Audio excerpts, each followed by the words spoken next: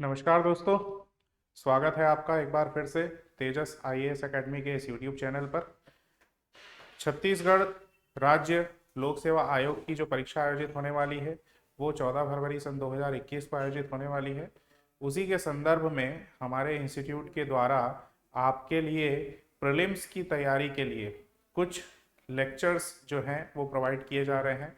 हमने शुरू के लेक्चर में, यदि आप हमको फॉलो कर रहे हैं तो आप लोगों को पता होगा कि शुरू के जो लेक्चर्स थे उसमें हमने एक टॉपिक का टारगेट लिया था, 30 टॉपिक्स का एक टारगेट लिया था कि इतने टॉपिक यदि हम कवर कर लेते हैं तो आपका जो प्रीलिम्स क्रैक करने का जो आपका उद्देश्य है या जो आपका मिशन है वो बिल्कुल सक्सेसफुल हो जाएगा। आराम से आप उस मिशन को अचीव कर लोगे, सक्सेसफुली अचीव कर लोगे। तो उसी जो प्रोसीजर में या उसी प्रोसेस में हम एक के बाद एक टॉपिक वाइज लेक्चर्स को अपने प्लेटफॉर्म पर अपलोड कर रहे हैं। तो उसी सीरीज में आज जो लेक्चर हम देखने वाले हैं या आज जो टॉपिक हम फॉलो करने वाले हैं वो है छत्तीसगढ़ में ट्रांसपोर्टेशन और कम्युनिकेशन के बारे में। यानी छत्तीसगढ़ में परिवहन की सुविधा और जो संचार की सुविधा है उसके बारे में आज हम चर्चा करने वाले हैं। तो परिवहन के बारे में आप लोगों को पता है, आदिकाल में जब मनुष्य ने पहिए का आविष्कार किया था तो पहिए के आविष्कार के साथ ही परिवहन की शुरुआत हो गई थी। परिवहन यानी कि ट्रांसपोर्टेशन की शुरुआत हो गई थी। परिवहन, जैसा कि हम जानते हैं कि यदि इंसान पैदल भी चलता है तो वो भी एक प्रकार का परिवहन ही कहलाता है। परिवहन का अर्थ होता है एक स्थान से दूसरे स्थान पर जाना, या तो आप स्वयं जाएं या किसी सामान को आप एक स्थान से दूसरे स्थान तक के लेकर के जा रहे हैं। मुख्य रूप से परिवहन का यही अर्थ निकाला जाता है। तो पहिए के आविष्कार के साथ ही परिवहन की जो शुरुआत वो हो गई थी। आधुनिक काल में जैसे ही हम पहुंचे तो उस परिवहन का जो माध्यम था, यानी जो चक्के का आविष्कार हुआ था या पहिए का आविष्कार हुआ था, उनको विभिन्न तरीकों से अर्थात मशीनों के माध्यम से अलग अलग प्रकार के वाहन बनाए गए। जैसे सबसे पहले दोपहिया वाहन आए, दोपहिया वाहन में साइकिलें आई, साइकिलों के बाद फिर मोटरसाइकिलें आई, मोटरसाइकिलों के बाद फिर चार पहिया वाहन आए, चार पहिया वाहन में आपके कार, जीप, बड़ी गाड़ियाँ। फिर उसके बाद ज़्यादा माल ढुलाई की आवश्यकता के लिए और ज़्यादा लोगों को एक स्थान से दूसरे स्थान तक पहुंचाने के लिए क्या आ गए, आपके रेलगाड़ियों का आविष्कार हुआ, रेल इंजन का आविष्कार हुआ। उसके बाद रेलगाड़ियां बनी। तो आज के समय में हम देख सकते हैं कि हमारे पास परिवहन के व्यापक साधन उपलब्ध है। व्यापक यानी कि बहुत सारे जो आपके मीन्स है, मीन्स ऑफ ट्रांसपोर्टेशन वो अवेलेबल है। आपका टू व्हीलर्स अवेलेबल है, फोर व्हीलर्स अवेलेबल है, आपका रेलवे ट्रांसपोर्टेशन अवेलेबल है, इसके अलावा आपका एयर ट्रांसपोर्टेशन अवेलेबल है, आपका वाटर ट्रांसपोर्टेशन अवेलेबल है। आप जैसा चाहें उस तरीके से पूरी दुनिया में कहीं पर भी आना जाना कर सकते हैं और सामान या फिर गुड्स जो है उनको कैरी कर सकते हैं, ट्रैवल कर सकते हैं, उनके साथ एक जगह से दूसरी जगह उनका ट्रांसपोर्टेशन भी कर सकते हैं। तो हम जो आज डिस्कस करने वाले हैं वो छत्तीसगढ़ में किस प्रकार से परिवहन की जो सुविधा है या परिवहन का जो भी यहाँ पर वितरण है या जो भी सुविधाएं उपलब्ध है उनके बारे में आज हम चर्चा करने वाले हैं। तो परिवहन के माध्यमों में, माध्यम अर्थात जो मीन्स ऑफ ट्रांसपोर्टेशन है वो मुख्य तौर से जो ट्रांसपोर्टेशन मीन्स है उसमें एक तो होता है आपका सड़क परिवहन। सड़क परिवहन के माध्यम से, अब सड़क परिवहन को हम क्या करते हैं, सड़क परिवहन को अलग अलग वर्गों में विभाजित करते हैं, यानी अलग अलग कैटेगरीज में क्लासिफाई करते हैं। यानी आपका उसमें नेशनल लेवल की जो सड़कें हैं यानी राष्ट्रीय स्तर की के जो मार्ग हैं, या फिर आपके स्टेट लेवल की जो सड़कें हैं, राज्य स्तर के जो मार्ग हैं, फिर आपकी जिला लेवल की जो सड़कें हैं, है ना, तो वो है। और इसके अलावा जो ग्रामीण स्तर पर जो सड़कें बनाई गई है, इस प्रकार से हम उसको क्या करते हैं, क्लासिफिकेशन करते हैं। उसके बाद हम देखेंगे कि रेलवे ट्रांसपोर्टेशन किस प्रकार से छत्तीसगढ़ में डेवलप हुआ है, किस प्रकार से उसका वितरण है, डिस्ट्रीब्यूशन है। उसके बाद हम देखेंगे कि हमारे राज्य में एक जल मार्ग का भी जो है उपस्थिति है, जिसके माध्यम से जो जल परिवहन है वो भी किया जा रहा है। तो इन सब चीज़ों के बारे में हमको आज जानना है। इसके अतिरिक्त हम देखेंगे कि कम्युनिकेशन मीन्स क्या क्या है, ट्रांसपोर्टेशन के बारे में क्या क्या है, आपको ये सारी चीज़ों को आज हम डिस्कस करेंगे। तो इसमें हमें जो ध्यान देने वाली बात है वो ये है कि हम बेसिक फैक्ट्स के बारे में बात करेंगे। कुछ चीज़ों को हम मैप के माध्यम से समझने की कोशिश करेंगे, मैप से उसको क्लियरिफाई करेंगे। इसके अलावा जो बेसिक फैक्ट्स हैं जो आपके एग्जाम के पॉइंट ऑफ व्यू से बहुत इंपॉर्टेंट हैं या जो परीक्षा के दृष्टिकोण से महत्वपूर्ण है, उन फैक्ट्स को, उन तथ्यों को हम विश्लेषण करते चलेंगे, साथ में समझते हुए चलेंगे। तो मुझे पूरी उम्मीद है कि हमारा जो लेक्चर्स का सीरीज है उसे आप पूरी तरीके से फॉलो कर रहे हैं और आपके लिए बहुत ही हेल्पफुल साबित हो रहा है। तो उसी सीरीज को कंटिन्यू करते हुए आज स्टार्ट करते हैं छत्तीसगढ़ में परिवहन यानी कि ट्रांसपोर्टेशन इन छत्तीसगढ़। पहले ट्रांसपोर्टेशन देख लेते हैं, उसके बाद हम आएंगे कम्युनिकेशन पे। तो स्टार्ट करते हैं। छत्तीसगढ़ में परिवहन में सबसे पहले हम देख लेते हैं कि सड़क परिवहन। सड़क परिवहन अभी मैंने डिस्कस किया था कि जो ट्रांसपोर्टेशन के मीन्स हैं यानी जो माध्यम है ट्रांसपोर्टेशन के परिवहन के, उसमें एक महत्वपूर्ण जो रोल है यानी इंपॉर्टेंट जो रोल है वो किसका होता है, सड़कों का होता है। तो सड़कें कई प्रकार की होती हैं। एक तो आपकी जो राष्ट्रीय सरकार है वो जिन सड़कों का निर्माण करती है, राष्ट्रीय सरकार का जो सड़क परिवहन विभाग होता है वो जिन सड़कों का निर्माण करता है वो राष्ट्रीय राजमार्ग कहला जाते हैं, एक राज्य से दूसरे राज्य को जोड़ते हैं। और बड़े बड़े जो आपके परिवहन के माध्यम है इनका जो आवागमन होता है वो राष्ट्रीय राजमार्गों के माध्यम से होता है। हमारे राज्य से भी होकर के कई राष्ट्रीय राजमार्ग जो है वो गुजरते हैं। फिर आपके आते हैं राजकीय राजमार्ग। राजकीय राजमार्ग अर्थात राज्य की सीमा के भीतर जो राज्य सरकार के द्वारा अलग अलग जिलों को जोड़ने के लिए या विभिन्न महत्वपूर्ण स्थानों को जोड़ने के लिए जिन मार्गों का निर्माण किया जाता है वो राजकीय राजमार्ग होते हैं। इसी प्रकार एक जिले के अंतर्गत अलग अलग मुख्यालयों को जोड़ने के लिए जिन मार्गों का निर्माण किया जाता है वो आपके जिला मार्ग हो जाते हैं। इसके अतिरिक्त निचले स्तर पर अर्थात ग्रामों के स्तर पर भी जिन मार्गों का निर्माण किया जाता है, तो इस प्रकार से सारे के सारे जो मार्ग हैं वो आपके सड़क परिवहन के अंतर्गत आते हैं। तो सबसे पहले हम देख लेते हैं कि सड़क परिवहन में कुछ फैक्ट्स क्या क्या हैं, उसके बाद हम इसको मैप के माध्यम से समझने की कोशिश करेंगे और इस तरीके से अपने टॉपिक को पार्ट बाय पार्ट करते हुए हम कंप्लीट करेंगे। तो देख लेते हैं सबसे पहले हमारे पास क्या फैक्ट है। सबसे पहले हम स्टार्ट कर रहे हैं कि राज्य की पहली मुख्य सड़क, राज्य की जो पहली मुख्य सड़क है यानी कि जो फर्स्ट जो आपकी रोड है, इंपॉर्टेंट रोड है या मेन रोड है, वो कौन सी रोड है, ध्यान देंगे यहाँ पर, उसका नाम है ग्रेट ईस्टर्न रोड, जिसको कि आप जी रोड के नाम से जानते हैं। ठीक है, जी रोड यानी कि ग्रेट ईस्टर्न रोड। ये आपको लगभग हर डिस्ट्रिक्ट में दिखेगी, ग्रेट ईस्टर्न रोड या जी रोड के नाम से ये फेमस है। और इसका निर्माण जो हुआ था वो कब हुआ था, सन 1861-62 में इसका जो निर्माण है यानी कंस्ट्रक्शन जो है वो स्टार्ट हुआ था। ठीक है, इसके बाद नेक्स्ट आप देख सकते हैं, नेक्स्ट जो फैक्ट है हमारे पास वो क्या दिया हुआ है, राष्ट्रीय राजमार्गों के रख रखाव के लिए राष्ट्रीय राजमार्ग प्राधिकरण, नेशनल हाईवे अथॉरिटी, NHAI जिसको हम बोलते हैं, national highway authority of India, जो राष्ट्रीय राजमार्ग प्राधिकरण, इसका कार्य क्या होता है, जो भी राष्ट्रीय राजमार्ग होते हैं उनका रखरखाव, मेंटेनेंस का काम होता है। तो इसका एक जो केंद्र है, ठीक है, इसकी जो स्थापना है वो कहाँ की गई है, रायपुर में इसकी स्थापना की गई है। ठीक है, ध्यान देंगे, राष्ट्रीय राजमार्ग के रख रखाव के लिए राष्ट्रीय राजमार्ग प्राधिकरण कहाँ स्थापित किया गया है, रायपुर में स्थापित किया गया है। इसके बाद आप देख सकते हैं एशियन विकास बैंक की सहायता से, ठीक है, बहुत सारे सड़कों का जब निर्माण होता है तो बड़ी बड़ी सड़कें होती हैं, उनका निर्माण जो होता है, उनका निर्माण करने के लिए जो लागत आती है, उस लागत को सरकार कई बार क्या होती है, कर्ज लेकर के या फिर किसी बैंक के माध्यम से आपस में कॉपरेशन बनाते हुए, इन तरीकों से भी, जैसे पब्लिक प्राइवेट मॉडल की एक बात होती है, पब्लिक प्राइवेट मॉडल अर्थात जिसमें सरकार की सहभागिता के साथ साथ जो प्राइवेट सेक्टर है, निजी सेक्टर है, उनकी भी सहभागिता होती है और वो अधोसंरचना के विकास अर्थात इंफ्रास्ट्रक्चर डेवलपमेंट में दोनों का पार्टिसिपेशन होता है, दोनों की सहभागिता होती है। इस प्रकार से आगे डेवलपमेंट बढ़ता है। तो उसी प्रकार से जब हम सड़कों के निर्माण की बात कर रहे हैं, कंस्ट्रक्शन ऑफ रोड की बात कर रहे हैं, तो उसमें कई बार बैंकों का भी रोल होता है। बैंकों का रोल क्या होता है, बैंकों का रोल होता है फाइनेंस का, यानी उसमें जो लगने वाली लागत है उसको प्रोवाइड करने का काम कौन करता है, बैंक्स करते हैं। तो इसी क्रम में, इसी सीरीज में हम देख सकते हैं कि आपका एशियन विकास बैंक, एशियन डेवलपमेंट बैंक जो है, उसकी मदद से क्या किया जा रहा है, छत्तीसगढ़ में सड़कों का निर्माण किया जा रहा है। ठीक है, तो कौन सी परियोजना है, कौन सा प्रोजेक्ट है, वो है छत्तीसगढ़ राज्य सड़क विकास परियोजना, Chhattisgarh state road development project. ठीक है, इसके अंतर्गत कितना, 917 किलोमीटर, इतने लंबाई का या इतने लेंथ की कितनी सड़कें, 15 सड़कें, 15 रोड्स, 15 सड़कों का निर्माण किया जाना प्रस्तावित। तो ये फैक्ट आप याद रखेंगे। इसके बाद आप देख सकते हैं कि राज्य के सबसे लंबे पुल, ये मैं आपके लिए जूम कर दे रहा हूं, राज्य के सबसे लंबे पुल का जो निर्माण हुआ है वो कहाँ पर हुआ है?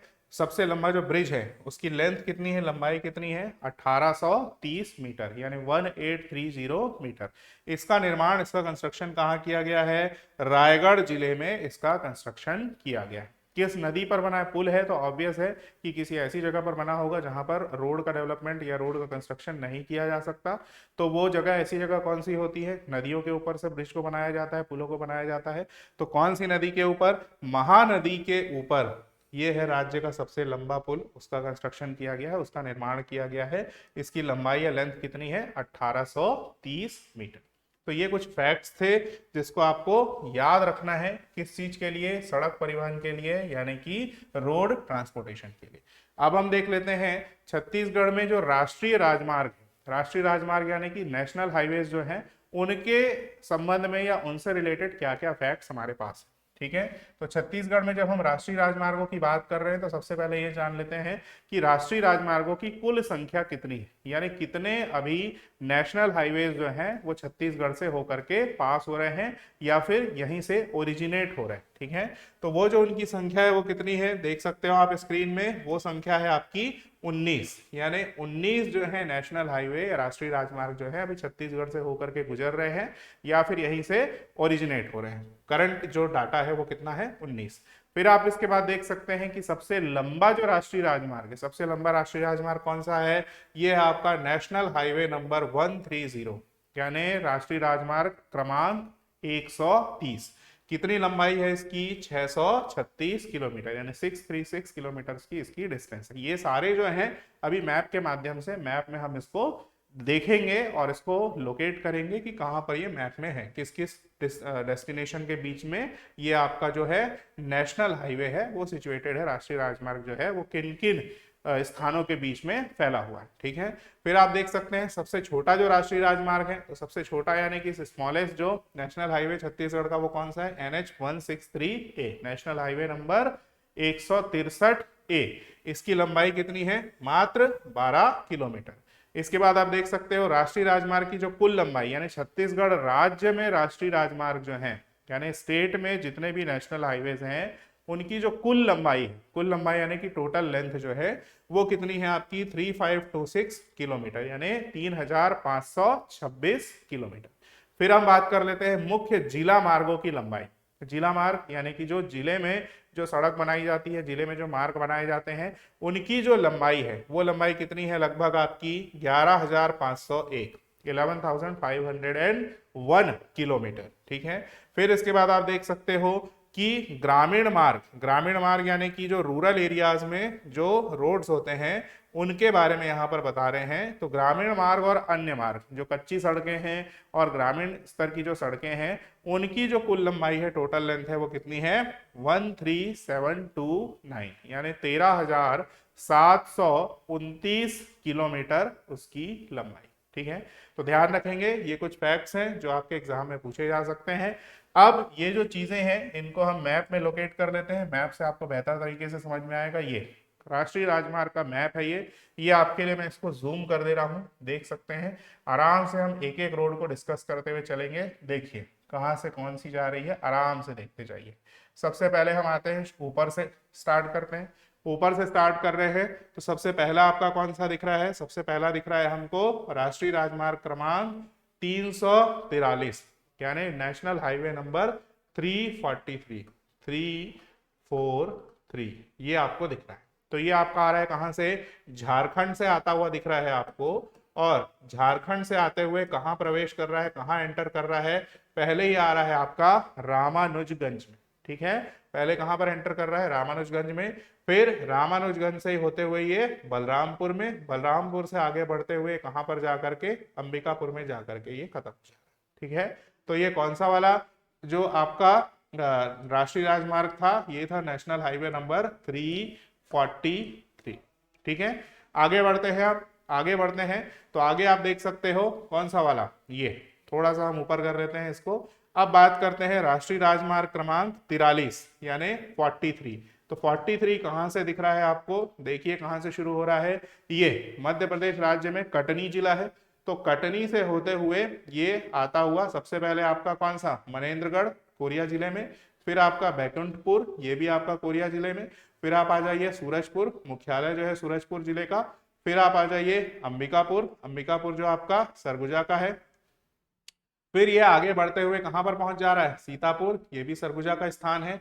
फिर आप पत्थलगांव में आ जाइए, पत्थलगांव कहां पर, जशपुर जिले में। फिर आप कांसाबेल में आ जाइए, कांसाबेल से कुनकुरी, कुनकुरी से ये जशपुर नगर होते हुए ये आपका बाहर निकल जा रहा है। तो ये कौन सा राष्ट्रीय राजमार्ग क्रमांक है, ये है 43 यानी कि 43। फिर हम आगे बढ़ जाते हैं, आगे आपका नेक्स्ट जो दिख रहा है मुझे वो दिखाई दे रहा है कौन सा वाला, ये 130। किसकी बात हम कर रहे हैं, हम बात कर रहे हैं 130। 130 कहां पर है आपका, 130 आप देख सकते हो ये अंबिकापुर से स्टार्ट हो रहा है, ठीक है। अंबिकापुर से स्टार्ट होते हुए लखनपुर, लखनपुर से होते हुए रायगढ़ में आपका कटघोरा, कटघोरा के बाद पाली, पाली से ये पहुंच गया आपका रतनपुर बिलासपुर तक के। तो ये हो गया कौन सा 130। फिर इसी में हम देख लेते हैं कौन सा वाला, राष्ट्रीय राजमार्ग क्रमांक 45 यानी कि 45। यहां पर आप देख लो ये है आपका 45। तो 45 कहां से, ये रतनपुर से स्टार्ट होकर के रतनपुर से आगे बढ़ते हुए ये आपका मुंगेली जिले में केवची, और केवची से होते हुए ये निकल जा रहा है आपका कहां पर, मध्य प्रदेश में आगे निकल जा रहा है, ठीक है। फिर आप देख लीजिए कौन सा 149B, ये है आपका 149B, 149B। ये कहां से शुरू हो रहा है, देख सकते हैं ये आपका कटघोरा, कटघोरा जो रायगढ़ से शुरू होकर के ये आपका कहां पर, कोरबा को टच करते हुए ये जाकर के खत्म हो जा रहा है चांपा से आगे, जो आपका जांजगीर चांपा जिला है वहां पर, ठीक है। फिर आप आगे आ जाइए, नेक्स्ट देखिए ये 130A, 130A कहां पर है भाई, 130A आपका शुरू हो रहा है ये बिलासपुर से, बिलासपुर से होते हुए ये मुंगेली, मुंगेली से आगे होते हुए कवर्धा, कवर्धा को क्रॉस करके ये आपका निकल जा रहा है नेशनल हाईवे नंबर 30 में मिक्स होकर के ये आगे निकल जा रहा है कहां पर, आगे मध्य प्रदेश में निकल जा रहा है, ठीक है। फिर आप आ जाइए बिलासपुर से एक और जो स्टार्ट हो रहा है नेशनल हाईवे नंबर 49, 49 यानी कि 49, ये आपका आ गया चांपा, चांपा से आगे जांजगीर, शक्ति, रायगढ़ में आप आ जाओ खरसिया में, खरसिया से आगे आ जाओ आप ये रायगढ़ होते हुए ये निकल गया झारसुगुड़ा, ठीक है। फिर आप आगे आ जाइए, इतना करने के बाद हम इसको ऊपर कर लेते हैं मैप को, ये मैप को हमने ऊपर कर लिया। अब आगे देखते हैं कौन सा, आगे जो आपका राष्ट्रीय राजमार्ग क्रमांक है वो कौन सा है, ये देख सकते हैं ये यहां पर, ये राष्ट्रीय राजमार्ग क्रमांक ये जो 130 है यहाँ पर देख लीजिए 130 कहां पर दिया हुआ है, ये जो बिलासपुर से लेकर के सिमगा के बीच में यहाँ पर ये आपका 130 आ गया, ठीक है। ये जो नेशनल हाईवे नंबर 30 जो दिख रहा है ये सबसे लंबा हाईवे है, ठीक है। इसको हम आराम से देखेंगे, बाद में लास्ट में इसको डिस्कस करेंगे कि नेशनल हाईवे नंबर 30 कहां से कहां तक के जा रहा है। पहले जो छोटे छोटे हाईवेज हैं उनको कंप्लीट कर लेते हैं। ये 49 हमने देख लिया था, 130B ये जो है यहाँ पर ये खरसिया से आगे रायगढ़, ये 130B इसी में मिक्स हो जाता है। कहाँ से शुरू हो रहा है 130B, ये आपका रायपुर से शुरू हो रहा है, ये रायपुर से होते हुए आप आ जाओ बलौदा बाजार में, बलौदा बाजार से आप आगे आ जाओ ये शक्ति में, और उसके बाद ये इसी में मिक्स होता हुआ ये आगे रायगढ़ से झारसुगड़ा को निकल जा रहा है। कौन सा वाला 130B। फिर आप देख लो 153, 153 यानी कि 153, 153 ये वाला था 130B। फिर 153 में क्या होगा, 153 आपका मिल रहा है रायगढ़ से निकल करके चंद्रपुर, चंद्रपुर से होते हुए सारंगगढ़, सारंगगढ़ से ये आपका सरायपाली, ठीक है। फिर हम रायपुर से शुरू करते हैं, 53 को देख लेते हैं, नेशनल हाईवे नंबर 53, रायपुर से आरंग, आरंग से आप आ जाओ ये पिथौरा के पहले, पिथौरा होते हुए बसना, हम महासमुंद जिले में हैं, फिर सरायपाली, सरायपाली से निकल करके बरगढ़ यानी उड़ीसा की ओर ये चला जाता है, ठीक है। फिर आप देख लो ये, इसको अगर आप आगे बढ़ाओगे तो ये रायपुर से होते हुए दुर्ग, दुर्ग से होते हुए राजनांदगांव, ये आपका पूरा जो है ये कौन सा है, नेशनल हाईवे नंबर 53 ये, ठीक है। फिर आप देखिए यहां से ये रायपुर से आरंग, आरंग से होते हुए महासमुंद, महासमुंद से होते हुए बागबहरा, बागबहरा से ये भवानीपटना को निकल जा रहा है। कौन सा हाईवे नंबर है, ये है आपका 353, ठीक है। अब इसको थोड़ा सा और ऊपर हम कर लेते हैं, ऊपर हम करेंगे तो ये ऊपर कर लीजिए, ये यहां पर देख लीजिए। अब ऊपर आते हैं अपन, अब यहाँ पर कौन सा दिख रहा है हमको, यहाँ पर एक और छोटा सा हाईवे दिख रहा है, कौन सा, ये देख सकते हैं आप, ये रायपुर से ये अभनपुर, और ये होते हुए आपका गरियाबंद, गरियाबंद से होते हुए ये आपका निकल जा रहा है देवभोग। ये है आपका 130C। ठीक है, फिर आप इसी में आ जाइए, अभनपुर से आगे रायपुर, अभनपुर और ये कुरुद तक के। ठीक है, ये लाइन जो है ये नेशनल हाईवे नंबर किसकी लाइन है? 30 की लाइन है। लेकिन ये कुरुद और धमतरी के बीच में यहां से ये जो लाइन निकल रही है, ये जो हाईवे निकल रहा है, ये है आपका सिहावा होते हुए जो निकल रहा है, ये है आपका 130CD। ठीक है, ध्यान देंगे इस चीज को। फिर इसके बाद हम बात करते हैं धमतरी से एक जो ये आपका निकल रहा है हाईवे, ये जा रहा है आपका बालोद, बालोद से होते हुए ये जा रहा है मानपुर, और मानपुर से होकर के ये आपका निकल गया महाराष्ट्र बॉर्डर में। तो ये आपका है 930 नंबर का जो हाईवे है, राष्ट्रीय राजमार्ग है, वो ये। ठीक है, फिर आप देख लीजिए छोटा सा यहाँ पर कोंडागांव से लेकर के कहां पर, ये नारायणपुर। तो नारायणपुर तक के जो जा रहा है कोंडागांव से नारायणपुर, वो है आपका 130 और D। ठीक है, ध्यान देंगे 130 में 130C भी है, 130CD भी है, 130D भी है, और ऊपर हमने 130 जो देखा था A और B भी देखा था। ठीक है, फिर इसके आगे आप बढ़ जाइए।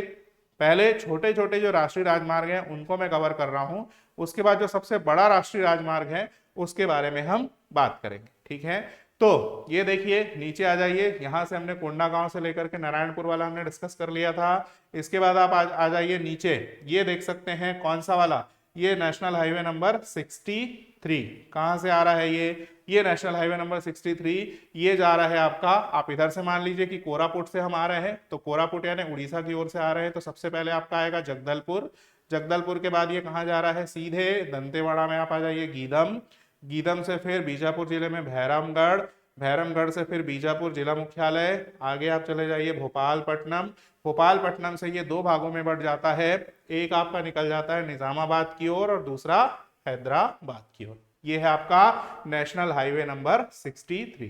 फिर यहीं से हम बात कर लेते हैं जगदलपुर से नीचे, ये जो नेशनल हाईवे नंबर 30 है, ये सबसे लंबा है, इसको लास्ट में हम डिस्कस करेंगे।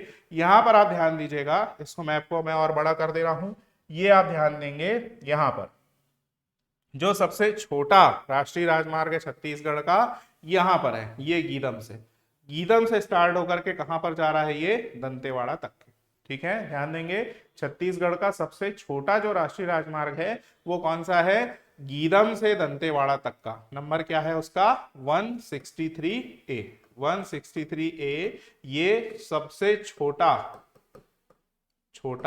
राष्ट्रीय राजमार्ग है। ठीक है, कहां का, छत्तीसगढ़। कौन सा, 163A किसके किसके बीच में है, गीदम और दंतेवाड़ा के बीच में। ठीक है, ध्यान देंगे।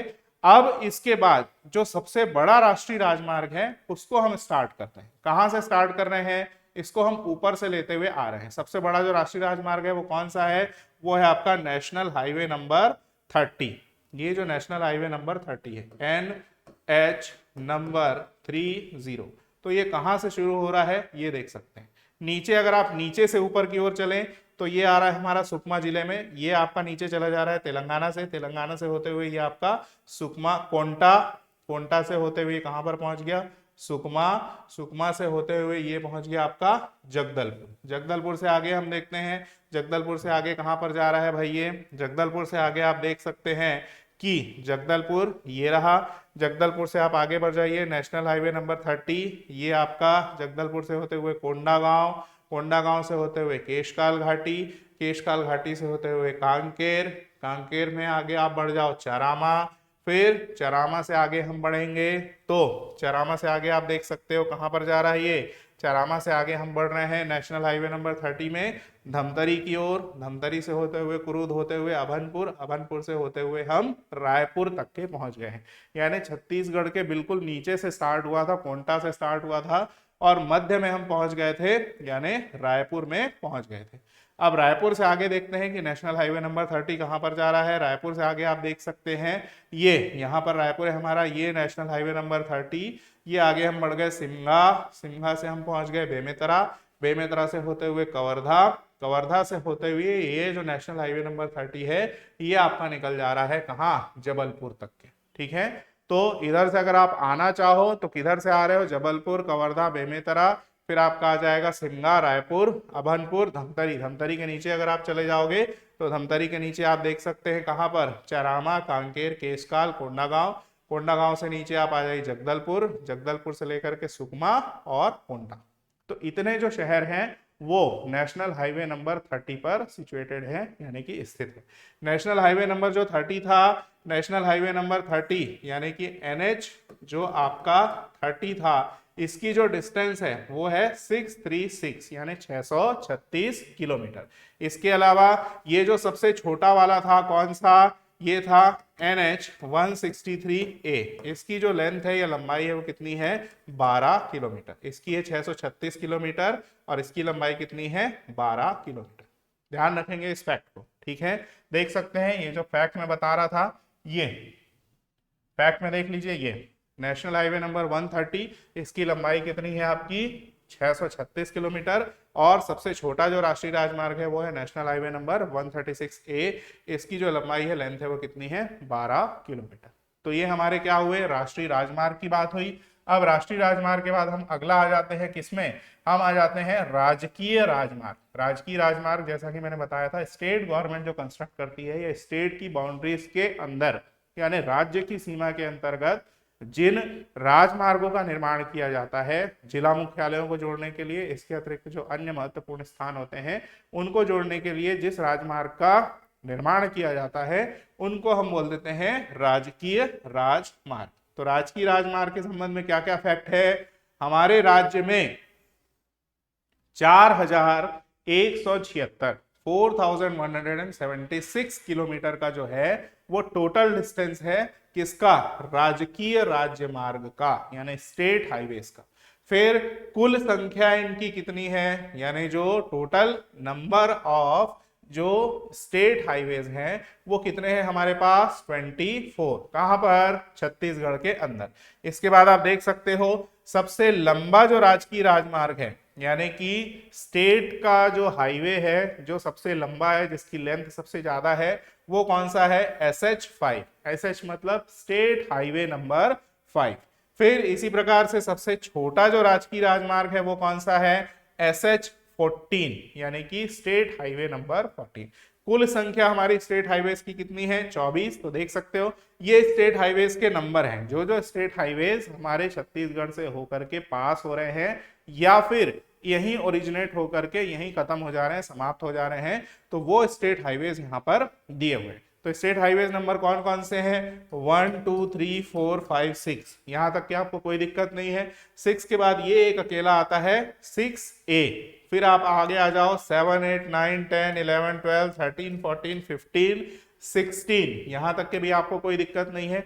इसके आगे के नंबर आपको थोड़े से याद रखने पड़ेंगे। स्टेट हाईवे नंबर 25, 39, 41, 42, 47, 48 और 52। तो इस प्रकार से टोटल जो हमारे स्टेट हाईवेज हैं वो कितने हैं, 24 स्टेट हाईवेज हमारे छत्तीसगढ़ में सिचुएटेड है। ठीक है, तो ये हमारा स्टेट हाईवेज के बारे में बात हुई। अब हम जो अगला मैप देखने वाले हैं तो उसमें हम देखेंगे कि स्टेट हाईवेज जो मेन स्टेट हाईवेज हैं, 4-5 स्टेट हाईवेज, इसके अलावा जो हमारा कॉरिडोर्स हैं, ठीक है, नॉर्थ साउथ का कॉरिडोर यानी कि उत्तर दक्षिण कॉरिडोर और पूर्व पश्चिम कॉरिडोर। कॉरिडोर अर्थात बहुत सारे सड़कों का संगम, यानी कि आप एक चैनल जैसा बनाते हो जिससे बहुत सारी सड़कें जुड़ी हुई होती हैं और आप राज्य के एक छोर से यानी एक एंड से लेकर के दूसरे एंड तक के आसानी से पहुंच सकते हैं। ठीक है, तो उनको हम कह देते हैं कॉरिडोर। सरल शब्दों में हम समझ सकते हैं कॉरिडोर का अर्थ ये होता है।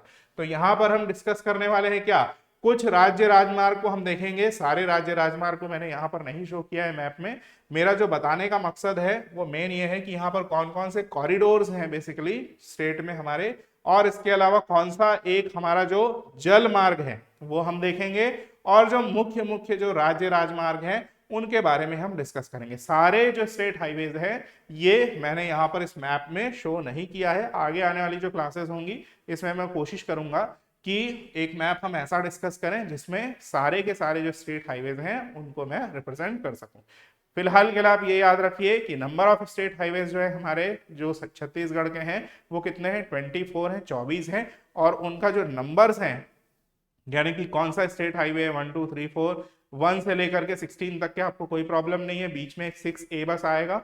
उसके बाद आपको जो याद रखना है 25, 39, 41, 42, 47 जो भी है, ये सारे नंबर्स आपको याद रखने हैं कौन सा स्टेट हाईवेज है। ठीक है, तो फिलहाल हम डिस्कस कर रहे हैं किसके बारे में, कॉरिडोर के बारे में। ईस्ट वेस्ट कॉरिडोर कौन सा है और नॉर्थ साउथ कॉरिडोर कौन सा है। तो ये मैं आपके लिए मैप को जूम कर दे रहा हूं, ध्यान से देखिएगा। कॉरिडोर्स के साथ साथ मैं आपको स्टेट हाईवेज के बारे में भी बताता चलूंगा। ठीक है, तो सबसे पहले हम डिस्कस कर रहे हैं किसके बारे में, स्टेट हाईवे नंबर 1, राजकीय राजमार्ग क्रमांक 1। तो ये आपका शुरू हो रहा है कहां से, रायगढ़ से शुरू हो रहा है। रायगढ़ से होते हुए ये धर्मजयगढ़, धर्मजयगढ़ से ये पत्थलगांव, पत्थलगांव से अंबिकापुर, अंबिकापुर से होता हुआ ये आपका मिक्स होकर के राजपुर और रामानुजगंज होते हुए ये बाहर निकल जा रहा है। ठीक है, फिर आप बात कर रहे हैं स्टेट हाईवे नंबर 2 की। तो स्टेट हाईवे नंबर 2 ये देख सकते हो, ये जा रहा है। तो कहां से स्टार्ट हो रहा है स्टेट हाईवे नंबर 2, ये आप बोल सकते हो कि ये उड़ीसा से, उड़ीसा में कहां पर, भवानीपटना से आता हुआ हमको दिख रहा है। तो भवानीपटना से आती हुई ये जो सड़क है ये देवभोग, मैनपुर और गरियाबंद होते हुए रायपुर, रायपुर से आपका तखतपुर, बिलासपुर और आपका कहां पर चली गई, ये देख सकते हैं आप आगे रतनपुर, ये बिलासपुर से होती हुई रतनपुर, रतनपुर से कटघोरा, कटघोरा से आगे अंबिकापुर, प्रतापपुर और ये फिर वहां से होकर के आगे कहां पर, वाड्रफ नगर और धनवार। ये अंबिकापुर से आगे प्रतापपुर, वाड्रफ नगर, धनवार होते हुए पिपरी, पिपरी यानी कि यूपी यानी उत्तर प्रदेश में आपकी निकल जाती है। ये स्टेट हाईवे नंबर 2 हो गया।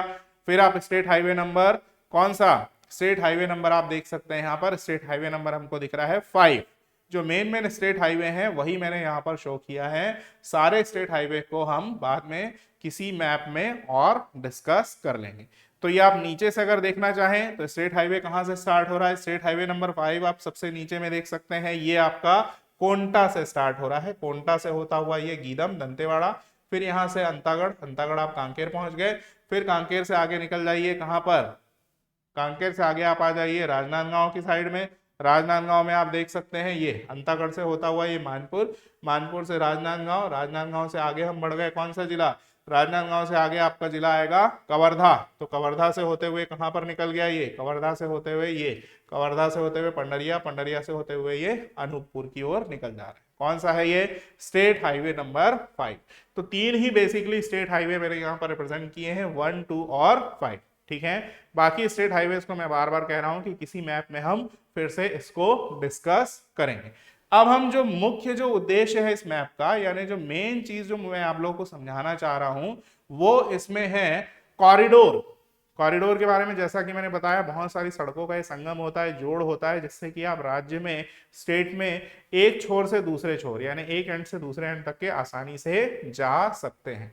तो ये कॉरिडोर्स कौन कौन से हैं, सबसे पहले इनका नाम देख लीजिए, फिर उसके बाद इसको हम मैप में लोकेट करेंगे कौन कौन से कॉरिडोर हैं। सबसे पहले आपको दिखाई दे रहा है कौन सा कॉरिडोर, ये उत्तर दक्षिण कॉरिडोर। 2 कॉरिडोर्स अपने बने हुए हैं, उत्तर दक्षिण कॉरिडोर और दूसरा पूर्व पश्चिम कॉरिडोर, नॉर्थ साउथ कॉरिडोर और ईस्ट वेस्ट कॉरिडोर। ठीक है, तो सबसे पहला जो है आपका कौन सा, NS1A यानी कि NS1A। ये कहां से कहां तक के, रामानुजगंज से लेकर के कोंटा तक। रामानुजगंज यानी कि बलरामपुर जिला आपका बिल्कुल टॉप में है नॉर्थ में, और कोंटा आप आ जाइए मतलब सुकमा जिला। तो आप टॉप से सीधे बॉटम में आ रहे हैं, यानी कि नॉर्थ से सीधे साउथ में आ रहे हैं, उत्तर से दक्षिण की ओर आ रहे हैं। तो ये किसके अंतर्गत आ जाएगा, NSA1। NSA1 आ जाएगा नॉर्थ टू साउथ, इसीलिए इसमें क्या लिखा गया है, NS लिखा गया है। ध्यान देंगे, आपको याद करने का उतना कोई प्रॉब्लम नहीं है, बस ये नंबर को याद रखिए। NS होने से ये नॉर्थ साउथ हो गया। ठीक है, तो NS1A कहां से कहां तक के आया, रामानुजगंज से कहां तक के, कोंटा तक के। दूसरा कौन सा है, NS1B, पहले नाम याद रख लेते हैं फिर इसको मैप में लोकेट करेंगे। ठीक है, तो NS1B जो है ये धनवार से लेकर के अंबिकापुर तक के, और NS2 जो है वो मरियागुंडम से जनकपुर तक के। ठीक है, तो इसको मैप में लोकेट कर देते हैं। पहले मैं मैप को आपको दिखा दूं, NS1A कहां पर है। NS1A आप देख सकते हो ये है, ये रामानुजगंज, ठीक है, ये रामानुजगंज से स्टार्ट हो रहा है, ये रामानुजगंज से, तो रामानुजगंज से राजपुर, राजपुर से अंबिकापुर, ठीक है, इसी में ये जो ब्लैक लाइन से आपको दिखाई दे रहा है ये आगे आप बढ़ रहे हो, ये इधर, ठीक है, कटघोरा, फिर नीचे आप आ जाइए कहां पर, ये यहाँ पर रतनपुर, बिलासपुर होते हुए रायपुर, ये दिख रहा है, ये NS1 लिखा हुआ है, देख सकते हो आप, यहाँ पर लिखा हुआ है NS1, ये लिखा हुआ है NS1A, ठीक है। फिर आगे आप बढ़ जाइए धमतरी, धमतरी से होते हुए ये धमतरी से होते हुए कांकेर, फिर कांकेर से आप आगे बढ़ जाओ, कांकेर से आप आगे आओगे तो कौन सा, कोंडागांव, कोंडागांव में आपका दिखाई दे रहा होगा ये कोंडागांव, ये कोंडागांव से आगे बढ़ जाइए, कोंडागांव से आगे बढ़ते हुए ये आपका जगदलपुर, जगदलपुर से आगे बढ़ जाइए कहां पर, ये आपका आ गया कोंटा। तो कहां से शुरू किया था हमने, रामानुजगंज से शुरू किया था, रामानुजगंज से होते हुए कहां पर आ गए आप, ये देख लीजिए, ये रामानुजगंज से राजपुर, अंबिकापुर, कटघोरा, यानी आप कहां से कहां चल रहे हो, बलरामपुर से सरगुजा, सरगुजा से रायगढ़, जिलेवार याद रखिए ज्यादा आसान रहेगा, रायगढ़ से फिर बिलासपुर, बिलासपुर से आप हल्का सा मुंगेली को टच करते हुए रायपुर, फिर रायपुर से आप आ जाइए धमतरी, धमतरी से कांकेर, कांकेर से कोंडागांव, कोंडागांव से बस्तर, बस्तर से सुकमा, इतने जिलों को कवर करता हुआ हमारा जो north south corridor 1A NS1A Ramanujganj से स्टार्ट होकर के कहां पर आ रहा है, कोंटा तक के आ रहा है, ठीक है। दूसरा आपने कौन सा देखा था, दूसरा आपने देखा था NS1B, ठीक है, यानी north south corridor number 1B, कहां से, धनवार से अंबिकापुर, अंबिकापुर खोजो आप, अंबिकापुर ये है आपका, ठीक है, अंबिकापुर से आप किधर जाना चाह रहे हो, अंबिकापुर से आप जाना चाह रहे हैं धनवार की ओर, यानी यहां से ये देख सकते हैं, ये मैप में यहाँ पर दिखाई दे रहा है, ठीक है, अंबिकापुर से आप किस तरफ जा रहे हैं, ये अंबिकापुर है, अंबिकापुर से होते हुए ये प्रतापपुर, प्रतापपुर से होते वाड्रफनगर, ये धनवार की ओर, ये आपका कौन सा है, NS1B, ठीक है, NS1B north south corridor 1B, ठीक है, ये हो गया।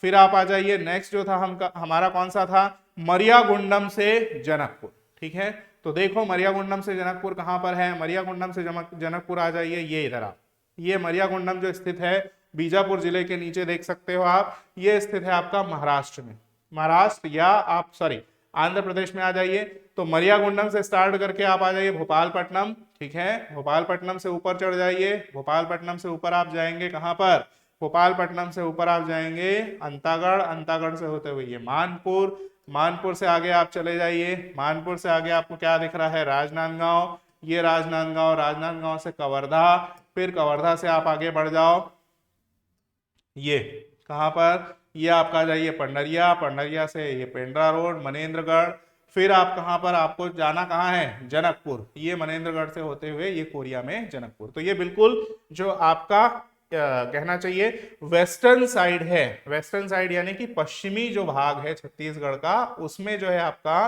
कौन सा, ये वाला NS2 मरियागुंडम से जनकपुर तक के हम जा सकते हैं, ये देख लीजिए, मरियागुंडम से भोपालपट्टनम, भोपालपट्टनम से अंतागढ़, अंतागढ़ से मानपुर, मानपुर से राजनांदगांव, राजनांदगांव से कवर्धा, कवर्धा से पंडरिया, पंडरिया से पेंड्रा रोड, पेंड्रा रोड से मनेन्द्रगढ़, जनकपुर तक, ये आपका कौन सा हो गया, नॉर्थ साउथ कॉरिडोर नंबर कौन सा 2, ये मरियागुंडम से जनकपुर, ठीक है।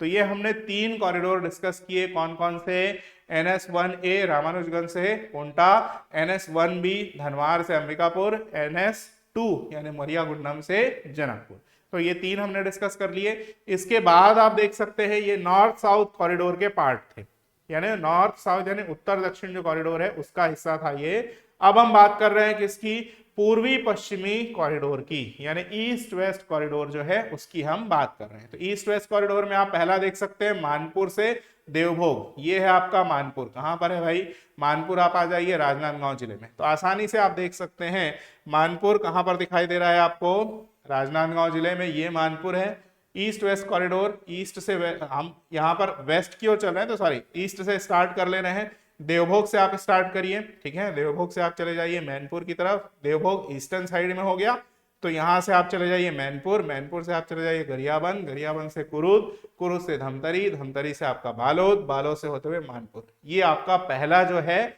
वो क्या हो गया, ईस्ट वेस्ट कॉरिडोर हुआ। कहां से, नाम हम दे रहे हैं मानपुर से देवभोग, अगर आप ईस्ट वेस्ट याद रखना चाह रहे हैं तो देवभोग से मानपुर याद रख लीजिए। अब इसके बाद नंबर 2 कौन सा है, नंबर 2 आप देख सकते हो पंडरिया से सोहेला। तो पंडरिया से सोहेला कहां पर है भाई? पंडरिया से सोहेला, सॉरी, पंडरिया से सोहेला देखिए ये कहां पर है पंडरिया? ऊपर आप आ जाइए, ये है पंडरिया, ठीक है, ये, हाँ ये पंडरिया है। तो पंडरिया से सोहेला देखिए कहां पर है पंडरिया? ये पंडरिया आपका आ गया कवर्धा जिले, ठीक है। पंडरिया से आप आ जाओ मुंगेली, मुंगेली से आप आ जाओ तखतपुर, तखतपुर से बिलासपुर, बिलासपुर से आपका शिवरी नारायण, शिवरी नारायण से भिलाईगढ़, भिलाईगढ़ से सारंगगढ़, सारंगगढ़ से बरमकेला, बरमकेला से आपका सोहेला यानी कि उड़ीसा जिले में। तो ये हो गया आपका कौन सा? ईस्ट वेस्ट या वेस्ट ईस्ट, जैसा भी आप क्रम में याद रखना चाहें। मैं वेस्ट से शुरू करके ईस्ट में आ रहा हूं, लेकिन हम नाम जो इसको देंगे वो ईस्ट वेस्ट कॉरिडोर ही देंगे। तो ईस्ट वेस्ट कॉरिडोर कहां से स्टार्ट हुआ? पंडरिया से स्टार्ट हुआ, मुंगेली, तखतपुर, बिलासपुर, भिलाईगढ़, शिवरी नारायण, सारंगगढ़, बरमकेला और होते हुए कहां पर पहुंच गया? ये सोहेला, ठीक है। फिर इसके बाद आप देख सकते हैं अगला जो हमारा ईस्ट वेस्ट कॉरिडोर है वो कौन सा है? अगला हमारा ईस्ट वेस्ट कॉरिडोर है कोटमी से लवाकेरा, ठीक है। तो कोटमी से लवाकेरा कहां पर है देख लीजिए। कोटमी सबसे पहले सर्च कर लीजिए कहां पर है। ये है आपका कोटमी, ये आ जाइए। तो कोटमी आपका दिख रहा है कौन से जिले में? कोटमी आपको दिख रहा है, ये आपका दिख रहा है आपका जांजगीर चांपा, जांजगीर चांपा जिले, सॉरी हाँ जांजगीर चांपा जिले में ये आपका कोटमी दिख गया। कोटमी से आप आ जाइए कोरबा, कोरबा से आप आ जाइए धर्मगढ़, धर्मगढ़ से आप आ जाइए सीधे लवाकेरा, ठीक है। तो ये हो गया आपका ईस्ट वेस्ट कॉरिडोर नंबर 3। फिर चौथा जो ईस्ट वेस्ट कॉरिडोर है वो कौन सा है? मनेन्द्रगढ़ से रायकेरा। तो मनेन्द्रगढ़ से रायकेरा देखो भाई, मनेन्द्रगढ़ कहां पर है? ये मनेन्द्रगढ़ ऊपर में मिल गया आपको। ये मनेन्द्रगढ़ से आपको किधर जाना है? रायकेरा की ओर जाना है। तो ये दिख रहा है रायकेरा। तो स्टार्ट करते हैं मनेन्द्रगढ़ से, स्टार्ट करिए मनेन्द्रगढ़ से। ये है आपका मनेन्द्रगढ़, मनेन्द्रगढ़ से बैकुंठपुर, बैकुंठपुर से आप आ जाइए सूरजपुर, सूरजपुर से आप आ जाइए अंबिकापुर, अंबिकापुर से आ जाइए बगीचा, बगीचा से आप आ जाइए रायखेत। तो आप कहेंगे सर ये रोड तो हम पढ़ चुके हैं, इस रोड के बारे में हम जब राष्ट्रीय राजमार्ग में पढ़ रहे थे तो वहां पर भी हमने राष्ट्रीय राजमार्ग में पढ़ा था। तो वही मैं बताने की कोशिश कर रहा हूं कि जो कॉरिडोर्स होते हैं वो कोई अलग से बनी हुई चीज नहीं है। बहुत सारे जो रोड्स हैं यानी स्टेट हाईवे और नेशनल हाईवे, उन्हीं का कनेक्शन है, उन्हीं का संगम है, और उन्हीं को जोड़ के हम क्या करते हैं? राज्य के एक छोर से दूसरे छोर यानी एक एंड से दूसरे एंड तक जाने की कोशिश करते हैं। तो वही आपका क्या कहलाया जाता है? कॉरिडोर्स कहलाए जाते हैं। अगर आप नॉर्थ से शुरू करके साउथ की ओर जा रहे हैं तो वो नॉर्थ साउथ कॉरिडोर होगा। यदि आप ईस्ट से शुरू करके वेस्ट की ओर जा रहे हैं तो वो ईस्ट वेस्ट कॉरिडोर होगा, ठीक है। तो इस मैप में हमने क्या समझने की कोशिश की? कुछ जो बेसिक स्टेट हाईवेज थे उनको हमने देखा। इसके अलावा जो आपके कॉरिडोर्स थे, नॉर्थ साउथ कॉरिडोर और कौन सा ईस्ट वेस्ट जो कॉरिडोर है, उनको हमने देखा। अब एक और इंपॉर्टेंट चीज जो है हमारे स्टेट की वो हम देख लेते हैं। कौन सा? ये नीचे आप देख सकते हैं थोड़ा सा शेडेड एरिया दिख रहा है आपको, छायांकित भाग जो दिख रहा है वो जो दिख रहा है यहाँ पर, ये आप देख सकते हो, ये ठीक है। इस क्षेत्र में कहाँ का एरिया है? ये सुकमा जिले का एरिया है, सुकमा जिले का जो क्षेत्र है। तो इसमें कौन सी नदी प्रवाहित हो रही है? शबरी नदी, ठीक है। इस शबरी नदी पर क्या है? राष्ट्रीय जलमार्ग स्थापित है। राष्ट्रीय जलमार्ग यानी कि नेशनल वाटर हाईवे, ठीक है, जिसको आप क्या बोल सकते हैं? राष्ट्रीय जलमार्ग बोल सकते हैं। ये छत्तीसगढ़ में एकमात्र जलमार्ग है। छत्तीसगढ़ में वन एंड ओनली जो आपका वाटर हाईवे है वो कौन सा है? शबरी नदी पर बना हुआ है। कहां से कहां तक के? कोंटा से विशाखापट्टनम, या एग्जैक्ट आप बोलें तो कोंटा से कुनावरम, ठीक है, कोंटा से कुनावरम जो कि तेलंगाना में सिचुएटेड है, वहां तक के ये जो वाटर हाईवे है आपका ये बना हुआ है। राष्ट्रीय जल मार्ग जो है वो बना हुआ है। किस नदी पर है? शबरी नदी पर है। इसकी लंबाई कितनी है? लंबाई है इसकी 36 किलोमीटर यानी कि 36 किलोमीटर। तो ये क्वेश्चन कई बार पूछा गया सीजीपीएससी में, याद रखेंगे। किस नदी पर बना है? शबरी नदी पर बना हुआ है। कौन सा राजमार्ग है? तो एकमात्र जो है वो आपका राष्ट्रीय जल मार्ग है। और कहां से कहां तक के बीच में है? कोंटा से शुरू होकर के कहां तक के जा रहा है? ये कुनावरम तेलंगाना तक के जा रहा है। विशाखापट्टनम को याद मत रखिएगा, कोंटा से कुनावरम तक के याद रखिए, तेलंगाना स्टेट में सिचुएटेड है ये। और इसकी जो लंबाई है यानी कि लेंथ है वो कितनी है? 36 किलोमीटर यानी कि 36 किलोमीटर। तो ये चीजें हो गई। तो ये हमने क्या देखा, ये हमने देखा कि जो आपके स्टेट हाईवेज हैं और जो कॉरिडोर्स हैं और इसके अलावा जो आपका एकमात्र राष्ट्रीय जल मार्ग है उसके बारे में हमने इस मैप में जाना। ठीक है, हम किस चीज के बारे में पढ़ रहे हैं, छत्तीसगढ़ में परिवहन के बारे में हम पढ़ रहे हैं। ठीक है, आगे देख लेते हैं, आगे हमारे पास क्या है। अब परिवहन के बाद हम बात कर लेते हैं, सड़क परिवहन के बाद हम किसकी बात कर लेंगे, रेल परिवहन की हम बात करते हैं। रेल परिवहन को भी मैप के माध्यम से समझने की कोशिश करेंगे। पहले उसके कुछ फैक्ट्स देख लेते हैं। तो क्या क्या फैक्ट्स है हमारे पास, राज्य में जो रेलवे लाइन की कुल लंबाई है, यानी कि total length of railway line जो है वो कितनी है, 969.081 यानी 969.081 किलोमीटर। ठीक है, फिर इसके बाद अगला फैक्ट आपका क्या दिया हुआ है, एकमात्र नैरो गेज। आप अगर रेलवे लाइन के बारे में परिचित है, रेलवे लाइंस के बारे में आपको पता है, तो आपको पता होगा कि नैरो गेज क्या होता है और मीटर गेज क्या होता है। नैरो गेज जो होता है वो मीटर गेज से छोटा होता है, छोटी लाइन इसको कहते हैं। तो एकमात्र जो नैरो गेज है वो कहां से कहां तक के, रायपुर से लेकर के धमतरी के बीच में स्थित है और इसकी लंबाई कितनी है, लेंथ कितनी है, 89 किलोमीटर और वर्तमान में ये संचालन में नहीं। ठीक है, फिर आप देख सकते हो छत्तीसगढ़ में जो पहली रेल लाइन कहां से कहां तक के बीच में थी, नागपुर से लेकर के राजनांदगांव के बीच में थी। इसका प्रारंभ यानी शुरू कब हुई थी पहली रेल लाइन, 27 नवंबर सन 1888 यानी 27 नवंबर 1888 को आपका जो है पहली जो रेल लाइन थी वो स्टार्ट हुई थी। और किसके किसके बीच में, बंगाल से लेकर के नागपुर के बीच में ये जो है आपकी रेल लाइन स्टार्ट हुई थी। ठीक है, नेक्स्ट जो आप फैक्ट देख सकते हैं, क्या देख सकते हैं, इसकी स्थापना कब हुई थी, स्थापना हुई थी आपकी कब, 1890 में यानी 1890 में आपकी इसकी स्थापना हुई थी। ठीक है, फिर इसके बाद आप आगे देखिए, आगे क्या फैक्ट दिया हुआ है कि प्रथम जो रेलवे स्टेशन था, प्रथम रेलवे स्टेशन कहां पर था, प्रथम रेलवे स्टेशन जो था आपका वो राजनांदगांव में स्थापित हुआ था।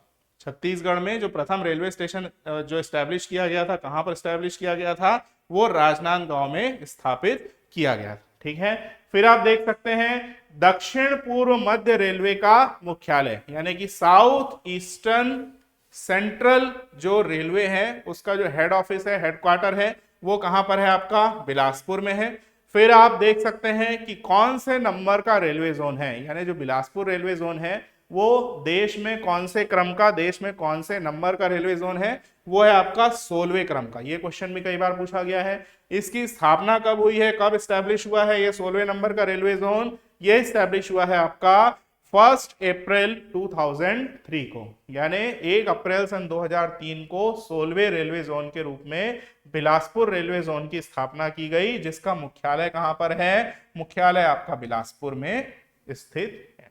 तो ये आपका छत्तीसगढ़ में जो रेल परिवहन है उससे रिलेटेड कुछ फैक्ट्स थे।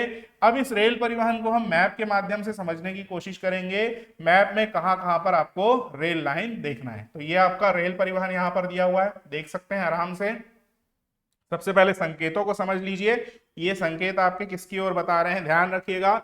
संकेत में इस प्रकार का जो भी निशान है वो किसको दिखा रहा है, वो दिखा रहा है आपका रेलवे थाना को। इस प्रकार की जो लाइन है वो किसको दिखा रही है, आपकी रेल लाइन को। ये जो डॉटेड लाइन है, ध्यान देंगे, ये प्रस्तावित रेलवे लाइन, ठीक है। डॉटेड लाइन हमारी किसको शो कर रही है, प्रस्तावित रेलवे लाइन, यानी कि जो प्रपोज्ड रेलवे लाइन है वो किन किन डेस्टिनेशन के बीच में प्रपोज्ड है वो आपका शो करेगी। ठीक है, तो आगे बढ़ते हैं, हम देखते हैं, ऊपर से शुरू करते हैं। ऊपर से आपका ये देखिए, ये और क्या फैक्ट दिए हुए हैं यहाँ पर ये दिया हुआ है, क्या चीज, दक्षिण पूर्व मध्य railway, South Eastern Central Railway का जो हेडक्वार्टर है वो कहां पर है आपका, बिलासपुर में सिचुएटेड है। इसके अलावा रेलवे वैगन रिपेयर वर्कशॉप, ये रायपुर में सिचुएटेड है, ये आपका रायपुर में सिचुएटेड है। ठीक है, फिर आप देखो कहां से कहां तक की आपकी रेलवे लाइन चल रही है। ऊपर से हम शुरू कर रहे हैं, ऊपर से आप देखिए, ये जो डॉटेड लाइन है, डॉटेड लाइन के बारे में मैंने बोला था कि ये प्रपोज्ड प्रोजेक्ट है,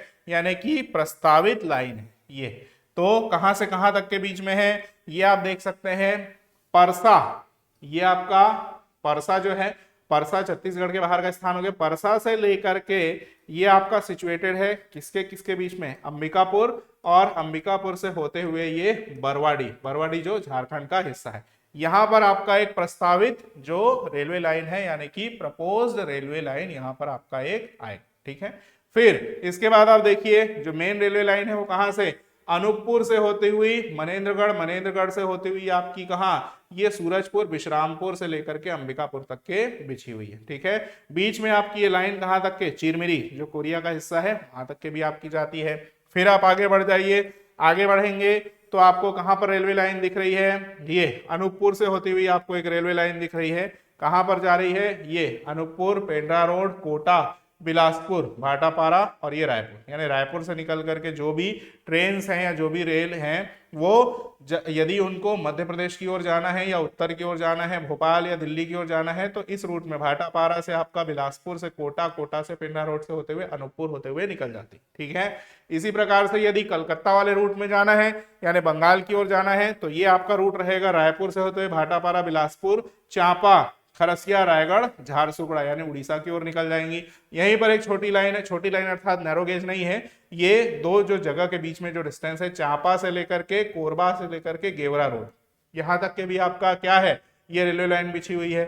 फिर आप आगे बढ़ जाइए और रेलवे लाइन आपकी कहां पर है, ये नीचे आ जाइए, मध्य क्षेत्र जो है यहाँ पर रेलवे लाइन का विकास ज्यादा अच्छे से हुआ है, ठीक है। तो देख सकते हैं आप कहां से, ये मुख्य जो स्टेशन है आपके, ये आपके रायपुर और दुर्ग, इसके अतिरिक्त आपका राजनांदगांव और बिलासपुर, ये मुख्य रेलवे स्टेशन है।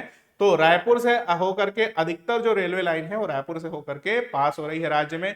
तो जैसा कि आप देख सकते हैं ये गोंदिया यानी कि महाराष्ट्र से होकर के जो आ रही है लाइन, डोंगरगढ़ जो मुंबई से आने वाले हैं वो लोग इस लाइन से होते हुए गोंदिया, डोंगरगढ़, राजनांदगांव, दुर्ग, भिलाई, फिर रायपुर, फिर इधर से होते हुए यदि आपको कलकत्ता की ओर जाना है तो भाटापारा वाला जो लाइन है वो पकड़ लेंगे, या फिर आप आगे चले जाइए महासमुंद से होते हुए टिटलागढ़ उड़ीसा में। इसी की जो एक छोटी लाइन जिसकी हम बात कर रहे थे रायपुर से होते हुए, अभनपुर से होते हुए धमतरी, ये जो 89 किलोमीटर की जिसकी हम बात कर रहे थे नैरो गेज, वो यही लाइन है और ये वर्तमान में चालन में नहीं। और ये छोटी लाइन आ जाइए, ये जो आगे बढ़ी हुई है, ये राजिम तक के भी इधर बढ़ी हुई है, ठीक है। अब आप इसमें देख सकते हैं कि ये जो लाइन है कहां से, ये देखेंगे आप रायपुर, भिलाई से होते हुए दल्ली राजहरा, दल्ली राजहरा से होते हुए रावघाट, रावघाट से होती हुई ये जगदलपुर, जगदलपुर से आगे आप बढ़ जाएंगे तो ये आगे विशाखापट्टनम को निकल जाती।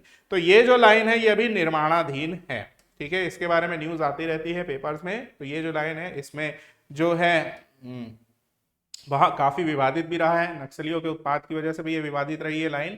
तो इसका निर्माण दल्ली राजहरा आप जानते हो, तो दल्ली राजहरा से आपको भिलाई इस्पात संयंत्र के लिए जो कच्चा माल है, कच्चा लोहा है, वो क्या किया जाता है, पूर्ति की जाती है। लेकिन वर्तमान में यहाँ पर जो खदानें हैं उसमें क्या हो रहा है, लॉ एस की समाप्ति हो रही है। तो उस लॉ एस की पूर्ति के लिए किस तरफ, रावघाट की जो माइंस है वहां से लॉ एस का उत्पादन किया जा रहा है, तो उसकी ढुलाई के लिए यहाँ पर रेलवे लाइन बनाई जा रही है। तो ये जो निर्माणाधीन लाइन है ये आपकी दल्ली राजहरा से आगे अंतागढ़, अंतागढ़ से आगे रावघाट तक के लाइन बिछ चुकी है। और ये इसको हम बोल सकते हैं निर्माणाधीन, यानी कि अभी इसमें जो ट्रेन है उसका परिचालन रावघाट तक के शुरू नहीं हुआ है, इससे पहले अंतागढ़ तक के ये शुरू हो चुका है। उसी प्रकार से ये लाइन जो जगदलपुर से आ रही है, जगदलपुर से ये इधर रावघाट को जोड़ने के लिए भी एक लाइन का निर्माण ये चल रहा है। अगर ये पूरी लाइन यहाँ से जुड़ जाती है तो रावघाट से निकलने वाले, बेलाडीला से निकलने वाले जो भी लॉ एस्क हैं उनको, उनकी पूर्ति जो है वो भिलाई इस्पात संयंत्र को, इसके अतिरिक्त आपका विशाखापट्टनम के माध्यम से जापान को जो भेजा जाता है लॉ एस्क, वो भी इसी रेल लाइन से भेजा जाता है। इसको आप देख सकते हैं ऊपर करके, ये जो किरंदुल बेलाडीला से होकर के भी एक लाइन जो जाती है वो विशाखापट्टनम की ओर जाती है। तो ये बात हुई रेलवे लाइन की, कौन से निर्माणाधीन है और कितनी रेलवे लाइन है। एक हमने बात किया था जो प्रस्तावित है वो कौन सा वाला था, परसा से अंबिकापुर, अंबिकापुर से बरवाडी। इसी प्रकार से एक और जो प्रस्तावित है वो कौन सा है, देख सकते हैं डॉटेड लाइन में कहां पर दिखाई दे रहा है आपको, ये दिखाई दे रहा है ये डोंगरगढ़। डोंगरगढ़ से आपका कौन सा, डोंगरगढ़ से आप आ जाइए कवर्धा, कवर्धा से आप आ जाइए मुंगेली, मुंगेली से आप आ जाइए पेंड्रा रोड, पेंड्रा रोड से कटघोरा, कटघोरा से कोरबा, कोरबा से धर्मजयगढ़, धर्मजयगढ़ से खरसिया, और ये फिर मेन रेलवे लाइन में आपकी जुड़ जाएगी। तो ये जो है ये एक प्रस्तावित रेलवे लाइन है, ध्यान देंगे, प्रस्तावित रेलवे लाइन, यानी कि इसका निर्माण भविष्य में किया जाना है। तो डोंगरगढ़ से शुरू होगी, कवर्धा से जुड़ेगी, कवर्धा से मुंगेली, मुंगेली से पेंड्रा रोड, पेंड्रा रोड से कटघोरा, कटघोरा से कोरबा, कोरबा से धर्मजयगढ़, धर्मजयगढ़ से खरसिया, खरसिया से रायगढ़ होते हुए झारसुगुड़ा की तरफ ये निकल जाएगी। तो ये एक प्रस्तावित रेलवे लाइन है। फिर एक और प्रस्तावित रेलवे लाइन आप देख सकते हैं, कहां से, रायपुर से आपका बलौदा बाजार, बलौदा बाजार से ये आपका रायगढ़ से होती हुई ये सीधे झारसुगुड़ा को निकलेगी। तो 3 प्रस्तावित लाइन है, 3 प्रस्तावित रेलवे लाइन अभी राज्य में बनने वाली है। पहला आपने देखा आपका ऊपर में थी, कहां तक के, बरवाडी, परसा से अंबिकापुर बरवाडी। दूसरा आपने देखा कौन सा, डोंगरगढ़ से लेकर के किधर, रायगढ़ तक के। फिर तीसरा आपने देखा कहां, रायपुर से बलौदा बाजार होते हुए ये आपका झारसुगुड़ा। ठीक है, तो ये बात हुई आपकी किसकी, रेल परिवहन के बारे में। रेल परिवहन के बारे में हमने जानकारी ले ली। अब हम देखते हैं आगे हमारे पास क्या है। तो यहां पर आपका जो है संचार हम शुरू कर रहे हैं। ठीक है, तो परिवहन की बात हमने की, परिवहन के बारे में हमने जाना कि सड़क परिवहन किस प्रकार से राष्ट्रीय राजमार्ग स्थित है हमारे छत्तीसगढ़ प्रदेश में। फिर राजकीय जो राजमार्ग है वो सिचुएटेड है हमारे छत्तीसगढ़ प्रदेश में। रेल परिवहन किस प्रकार से है, और एकमात्र जो आपका राष्ट्रीय जल मार्ग है वो किस प्रकार से यहाँ पर उपस्थित है। तो ये सारी चीजों को हमने समझा।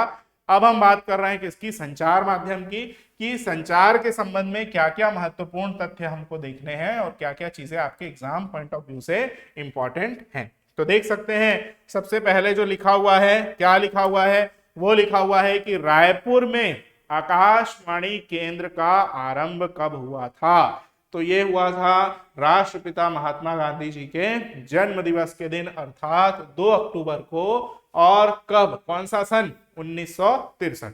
ठीक है, प्रथम ये आकाशवाणी केंद्र है प्रदेश का। फिर आप देख सकते हैं दूसरा जो आकाशवाणी केंद्र स्थापित हुआ वो कहां पर हुआ, वो हुआ आपका अंबिकापुर में। इसका प्रारंभ कब हुआ, 20 दिसंबर सन 1976। ठीक है, फिर जगदलपुर आकाशवाणी केंद्र का आरंभ हुआ 1977 में। फिर नेक्स्ट आपका बिलासपुर का स्टार्ट हुआ 1991 में। रायगढ़ का स्टार्ट हुआ 1992 में। इसके अतिरिक्त सरायपाली का भी जो आकाशवाणी केंद्र है वो भी हाल में ही शुरू किया गया है। फिर आप देख सकते हो राज्य का पहला एफएम जो स्टेशन है, एफएम चैनल, आप में से बहुत सारे लोग एफएम सुनते होंगे, तो एफएम चैनल या एफएम स्टेशन जो है वो कहां से स्टार्ट हुआ है, सन 2003 में रायपुर से शुरू हुआ है। क्या चीज है, रायपुर राज्य का पहला एफएम जो केंद्र है वो कहां से शुरू हुआ है, रायपुर से शुरू हुआ है। कब, सन 2003। ठीक है, तो ये संचार से संबंधित कुछ महत्वपूर्ण तथ्य थे।